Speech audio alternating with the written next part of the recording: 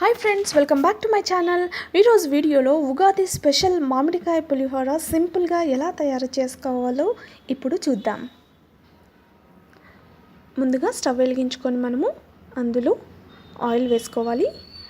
తర్వాత పల్లీలు, జీడిపప్పు వేసుకొని వాటిని దూరగా మనము రంగు మారేంత వరకు ఇలా వీడియోలో చూపిస్తున్న విధంగా వేంపుకొని పక్కన పెట్టుకోవాలి. తర్వాత అదే ఆయిల్లో జీలకర్ర, ఆవాలు, శనగపప్పు,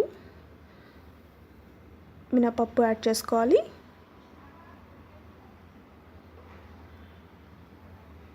తర్వాత ఎండుమిర్చి, కొద్దిగా కరివేపాకు,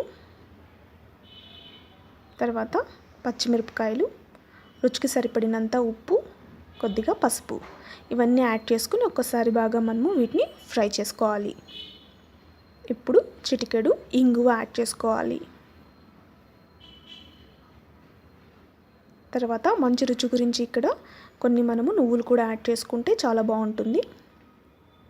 తర్వాత ఇప్పుడు తురుముకున్న మామిడికాయని మనము ఇందులోకి వేసుకోవాలి.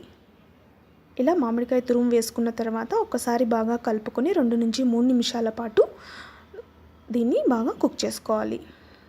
ఇప్పుడు చూసారుగా బాగా పోపు అంతా బాగా కుక్ అయింది. ఇప్పుడు ఇందులోకి మనము ఆల్రెడీ ఉడికించి చల్లారి పెట్టుకున్న అన్నాన్ని వేసేసుకోవాలి.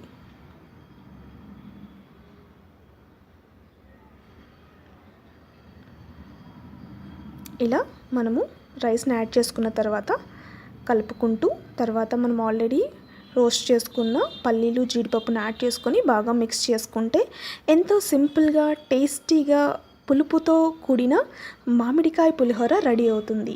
ఫ్రెండ్స్, ఈ వీడియో మీకు నచ్చినట్టయితే లైక్ చేసి, షేర్ చేసి, సబ్స్క్రైబ్ చేయడం మర్చిపోవద్దు. Thank you.